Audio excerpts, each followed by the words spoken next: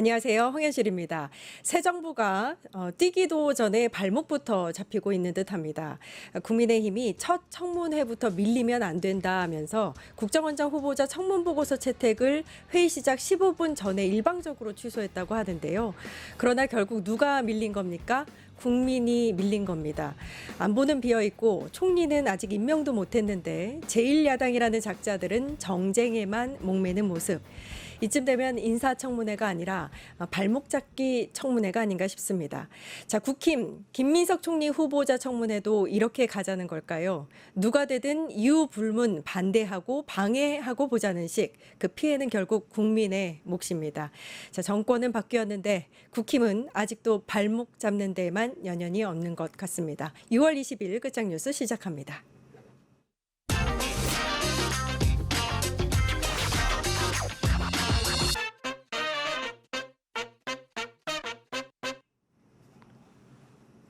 여의도 정치 현주소를 살펴보는 시간입니다. 의원실 라이브 홍기원 민주당 의원님 나와 계십니다. 안녕하세요. 안녕하세요. 네.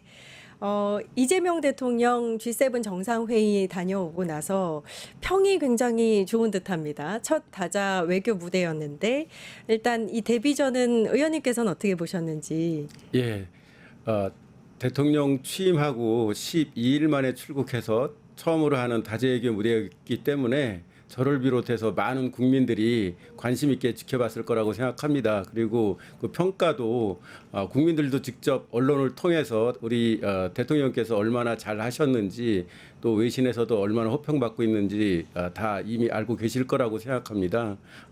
처음에는 조금 의구심을 갖고 봤을지 모르겠지만 지금은 역시 잘하는구나, 준비된 대통령답구나 하는 그런 안심하는 마음이 클 거를 봅니다.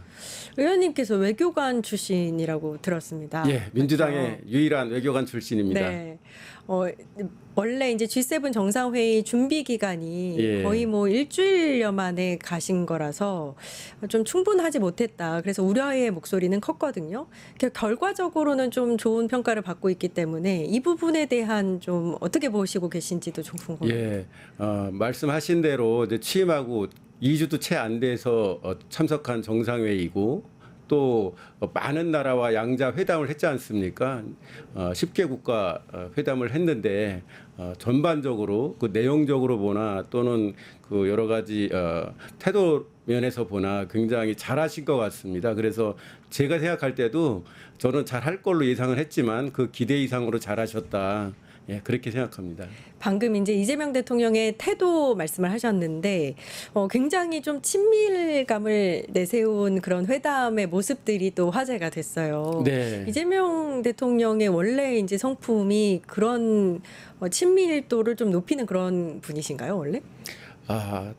본래 그런 성격은 아니죠. 그러세요? 근데 아마도 준비를 많이 하신 것 같고 또 이재명 대통령 자체가 그 스토리가 상당히 많이 있지 않습니까? 풍부하게 그런 것들이 반영이 돼서 누가 봐도 그 정상회담 자체가 굉장히 분위기 좋게 또 친밀감이 느껴지게 그렇게 진행한 것 같습니다. 특히 룰라 대통령과의 정상회담이 굉장히 화제였는데 이재명 대통령께서 손영공 시절에 프레스기에 눌려서 팔이 장애가 있지 않습니까? 룰라 대통령도 손영공으로 일하면서 젊은 시절에 손가락이 절단이 됐다고 하더라고요. 근데 그런 거에 대해서 얘기를 나누면서 굉장히 공감대가 커지지 않았을까 그런 생각이 듭니다. 브라질 대통령과의 이런 친밀도 높았던 정상회담도 있었고 네. 처음에 말을 걸 때도 굉장히 좀 장난기 넘치는 멘트로 위트 있게 예. 시작하시는 모습도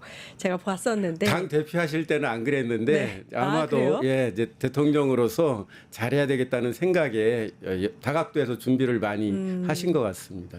첫 외교 무대였었는데 네. 데뷔전이 매우 성공적이었다 이런 평이 예. 나오기도 합니다. 그런 점에서 보면 그 2022년에 윤석열 대통령의 첫 데뷔 무대가 나토 정상회담이었거든요. 네. 그때를 돌이켜 보면 정말로 여러 가지 그 안 좋은 에피소드가 많았지 않습니까?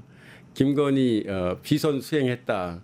또 대통령이 스페인으로 가는 정상회의 참석을 위해서 스페인으로 가는 전용기 안에서 축구 경기를 구경하거나 정말로 정상회담 준비를 위해서 굉장히 바쁘게 보내야 될 그 시간에 그리고 또 백지 화면을 보면서 빈 화면을 보면서 정상회담 준비하는 거를 연출한 듯한 사진 때문에 구설에 오르고 또 당시에 그 경제수석 최상목 경제수석이 그때 중국과의 그 무역을 통한 그런 성장 시대는 끝났다고 한마디로 중국을 굉장히 자극하는 발언을 하고 이렇게 해서 총체적으로 국민의 우려를 낳았었거든요. 근데 이번에는 그런 걱정스러운 장면이 하나도 없었을 뿐만 아니라 아주 호평할 만한 그러한 정상회담을 진행했던 것 같습니다.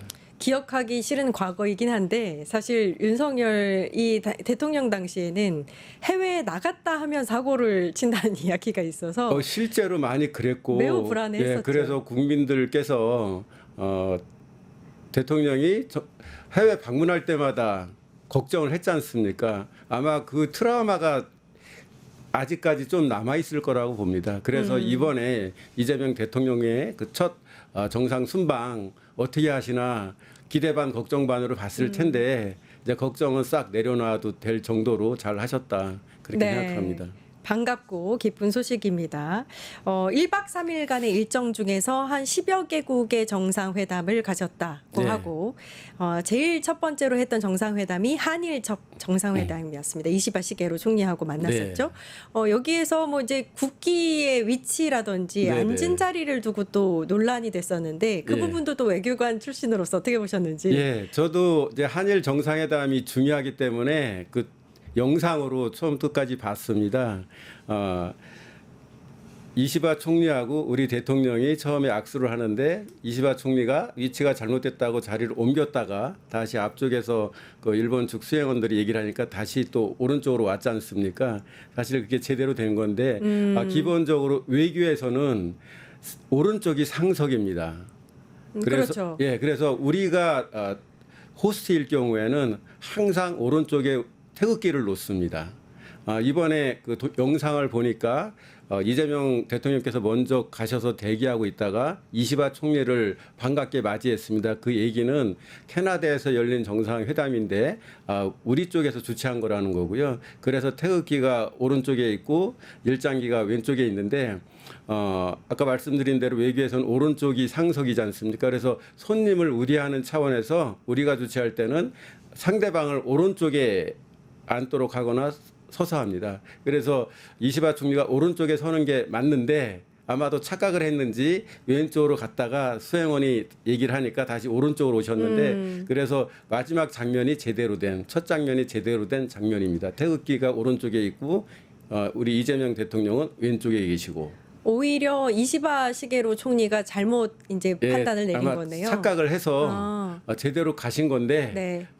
잘못된 줄로 알고 왼쪽으로 갔다가 수행원이 지적하니까 다시 오른쪽으로 왔고 그게 맞는 프로토콜 의전입니다. 제가 보니까 지적할 게 없으니까 별걸 다 가지고 지적한다. 그 아마 그만큼 국민들의 관심이 높았던 거고 또 일본 총리가 왔다 갔다 하니까 뭔가 실수가 있었나 이렇게 보셨던 것 같은데 실제로 우리 쪽은 준비가 잘 돼 있고 잘 하셨고 일본의 총리가 좀 착각을 했다가 다시 네. 제대로 바로 잡은 겁니다. 그 한일 정상회담에서 미래 협력에 대한 이야기는 나왔는데 네. 과거사라든지 이런 이야기는 없다. 이 부분에 대한 우려도 좀 있으셨거든요. 어떻게 보셨어요? 사실 과거사 얘기가 뭐 아주 없진 않았고 약간은 간접적으로 표현을 했습니다. 이재명 대통령의 당시 그 말씀하신 걸 보니까 한일 간의 작은 차이들이 또 의견의 차이들이 있지만 그런 차이를 넘어서서 미래지향적으로 협력하자 이렇게 말씀을 하신 거거든요. 그 얘기는 아마도 이제 한일 간의 이 협력 관계에 대해서 이재명 대통령께서 어떻게 생각하시는지를 다들 관심 있게 봤을 텐데 역사 문제는 그럼 우리가 뒤로 놓는 거냐 이제 그런 지적인 거 아니겠습니까? 네네. 근데 작은 차이들이 있지만 그거를 넘어서서 협력하자 하신 거는 역사 문제를 다루지 않겠다 또는 역사 문제를 소홀히 하겠다 그런 취지는 아니고요. 비록 역사 문제에 있어서 차이가 있지만 그것 때문에 우리가 미래지향적으로 협력하는 거를 장애가 돼서는 안 되겠다. 사실 윤석열 정권 시절에는 역사 문제에 있어서도 우리가 모든 것을 양보하는 일본의 입장을 다 받아들이는 태도를 취했고 그래서 우리 국민들께서 상당히 걱정하고 분노했지 않습니까? 이재명 정부의 한일 외교 관계에 있어서는 입장이 명확합니다. 역사 문제에 있어서 또 영토 문제에 있어서는 우리의 입장 원칙을 굳건히 하되 경제나 산업이나 이런 미래지향적으로 양국 간의 윈윈에서 협력할 분야에 있어서는 적극적으로 협력하겠다 그러한 입장인 거고요. 이번에 말씀하신 것도 그러한 취지를 명확하게 담은 거라고 생각합니다.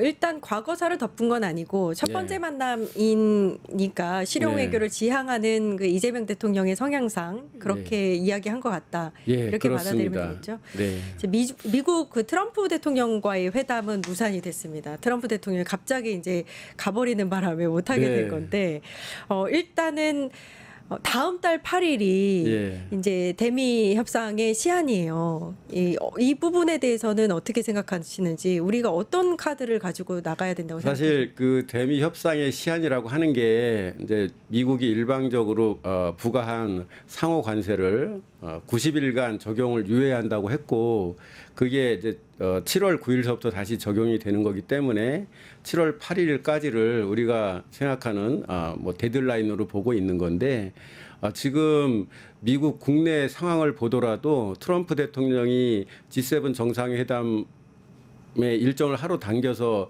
워싱턴으로 돌아간 게 이란과 이스라엘 간의 무력 충돌이 굉장히 격화돼서 그런 거 아니겠습니까? 그리고 제가 보기에도 트럼프 대통령이나 또는 그 외교안보 부서들은 지금 이란 이스라엘 충돌에 대한 대응 대처 방안 마련에 온 정신이 집중돼 있는 것 같아요.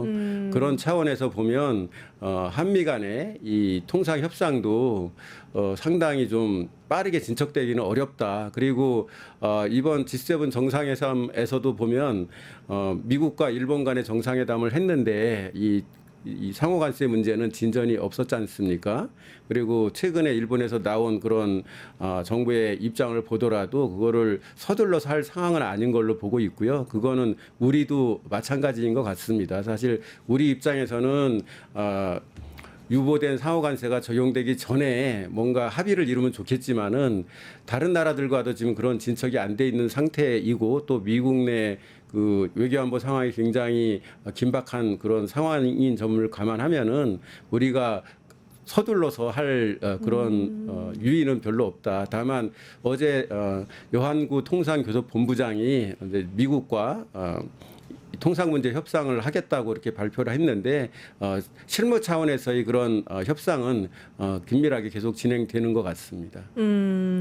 일단 그러면은 너무 급하게 우리가 7월 8일이라는 그 데드라인에 얽매이지 말고 급하게 생각할 거 없이 좀 기한을 두고 그렇죠. 다른 나라들은 상호 관세가 다 면제가 됐는데 우리만 적용된다. 이렇게 하면 우리만 불리한 거잖아요. 대통령께서도 이번에 캐나다 가시면서 말씀하셨지만 미국과의 통상 문제에 있어서는 우리나라가 다른 나라에 비해서 불리한 위치에 있으면 안 되겠다. 이제 그걸 기준으로 내세우셨는데 지금 다른 나라도 상호 관세 문제가 대부분 해결이 안 된 상태이기 때문에 우리가 특별히 불리한 상황은 아니고 그래서 아주 급하게 서둘 이유는 크지 않다. 다만 우리가 미국과 협상 카드 아까 말씀하셨는데 우리는 이제 조선 분야에 있어서 미국이 우리와 협력을 굉장히 희망하고 있고 또 알래스카 LNG 분야에 있어서 우리 기업들의 투자를 미국이 원하고 있는데 그런 부분에 있어서 우리가 좀 더 긍정적인 적극적인 자세로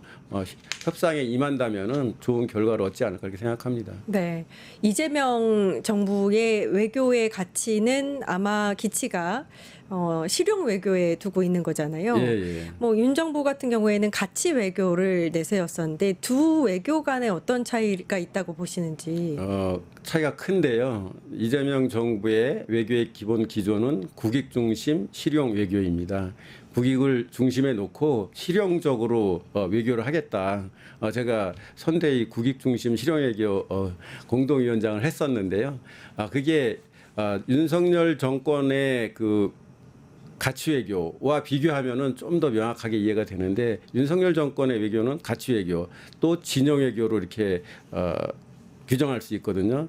한마디로 말해서 미국과 일본과 협력을 강화하고 뭐 가치나 체제가 좀 다른 중국, 러시아, 북한과는 관계가 어떻게 돼도 상관없다는 그런 태도로 일관했거든요. 실제로 그렇게 해서 중국, 러시아, 북한과 굉장히 대립적인 관계가 지속돼 왔지 않습니까?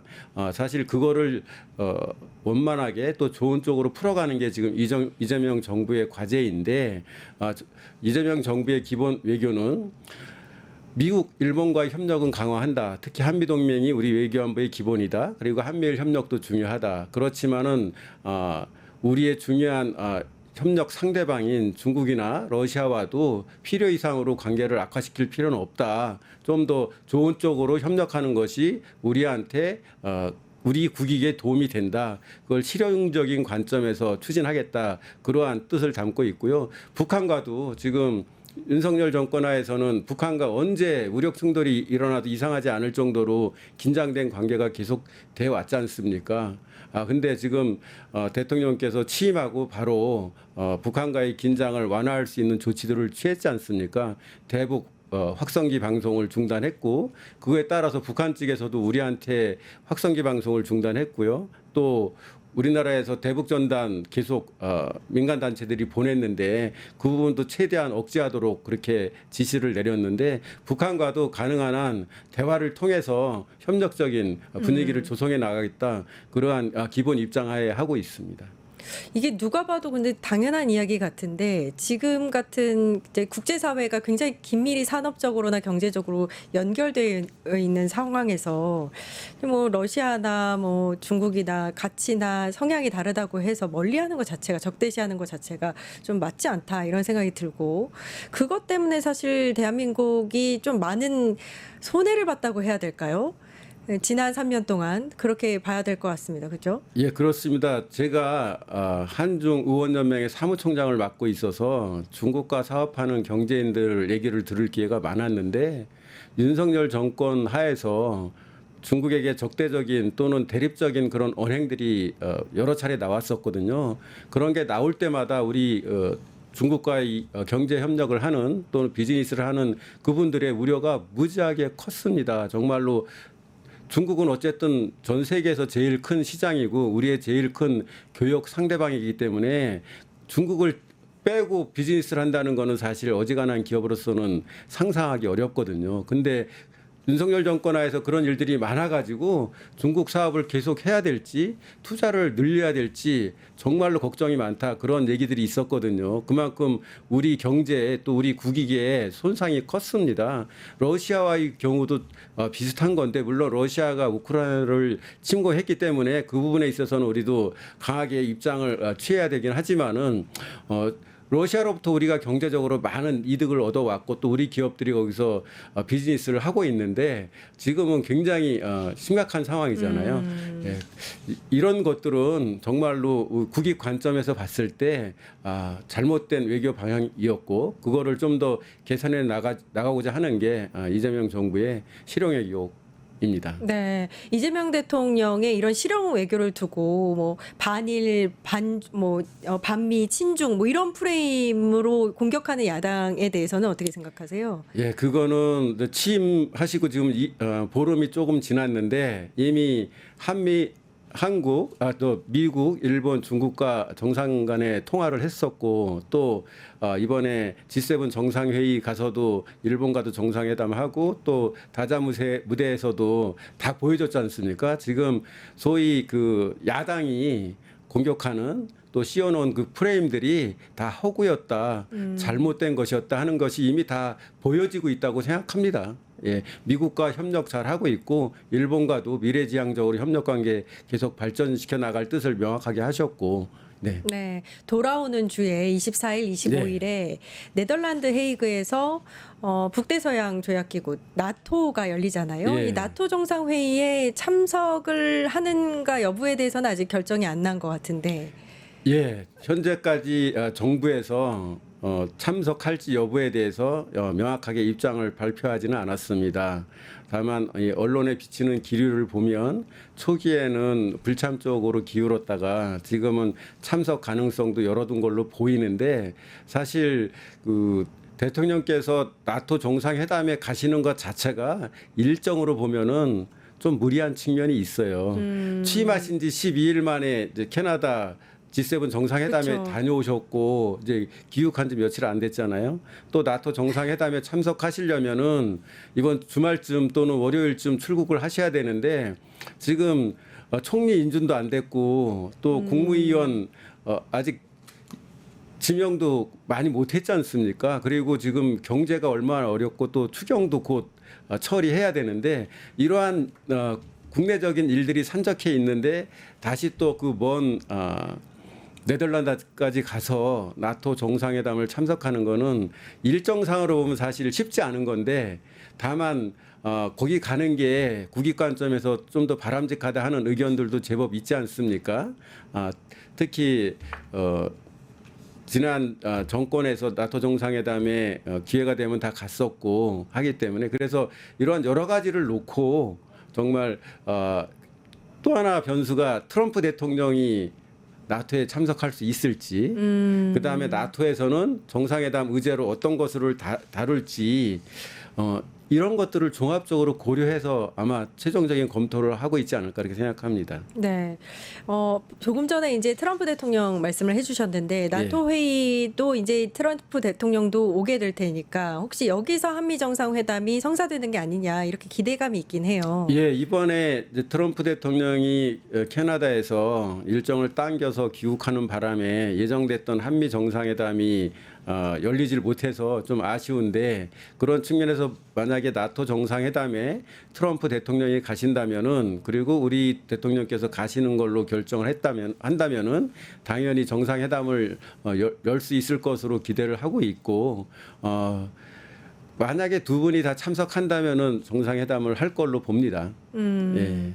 나토에서 이제 우리 이제 G7 정상회의라는 좀 다르게 군사 동맹이니까 나토 정상회의에서 이재명 대통령께서 가셔서 이제 어떤 전략으로 또 그러면은 이 외교에 나서게 되실까요? 그렇죠. 이 나토는 러시아에 대항하기 위한 군사 동맹으로 출범했고 오랫동안 이제 그 역할을 해왔는데 2022년 스페인 나토 정상회담 때부터 중국도 나토에 대한 도전 세력으로 규정을 짓고 그때부터 우리나라를 포함해서 일본, 호주, 뉴질랜드, 아태 지역 국가들도 초청을 해서 지금 방문을 해서 손님 자격으로 참여하고 있는 건데 옵저버로 사실 그 부분도 중요합니다. 이번 나토 정상회담에서 러시아나 중국 문제를 어느 정도까지 다룰지 그리고 우리가 만약 거기에 참여한다면 그게 어떠한 정도의 의미를 부여하는 건지 이런 것들을 다 종합적으로 고려해서 참석 여부도 결정하고 참석했을 때도 우리의 그 외교 활동의 방향도 정해질 거라고 생각합니다. 제가 나토 이번 정상회담에 핵심 의제가 어떻게 진행되고 있는지에 대한 정보는 갖고 있지 않거든요. 아마 우리 외교안보팀에서 그런 점들까지 다 검토를 해서 참석 여부를 결정할 걸로 그렇게 생각합니다. 네. 국힘으로 좀 돌아와서 이야기를 네네네. 나눠보면요. 국회로 돌아오겠습니다. 국힘이 법사위원장 자리를 계속해서 좀 탐을 내고 있는 것 같아요. 예. 사실 저희가 이제 전반기에는 법사위원장을 민주당이 맡는다. 이렇게 일단 협의가 되어 있는 상황 아닙니까? 예. 이 상황에서 국힘이 왜 법사위원장을 넘겨달라 주장하고 있는지. 사실 국회 관행은 이제 야당이 법사위원장을 많이 해왔습니다. 왜냐하면 여당이 국회의장을 갖기 때문에 그런 측면에서 이제 좀 상호 견제와 균형 차원에서 야당이 법사위원장을 많이 맡아왔는데 그렇지만 또 여당이 맡은 경우도 있어요.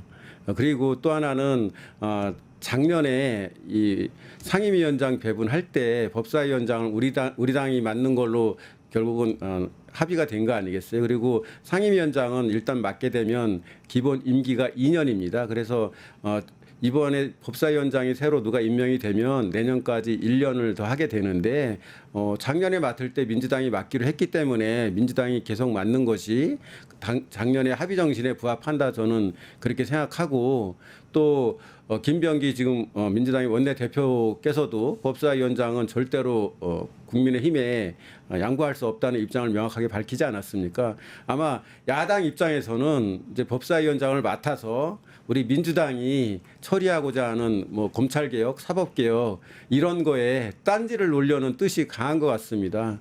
그렇기 때문에 민주당으로서는 법사위원장 자리를 절대로 양보할 수 없는 거죠. 예. 만약에 야당이 협력적으로 계속 해왔다, 또 그럴 뜻에서 이거를 막겠다고 한다면은 뭐 논의의 여지가 있을 수 있겠지만 지난 시기 동안 야당이 해온 태도, 또 이번에 이걸 막고자 하는 그러한 태도를 보면 절대로 저희가 양보할 수 없는 거죠.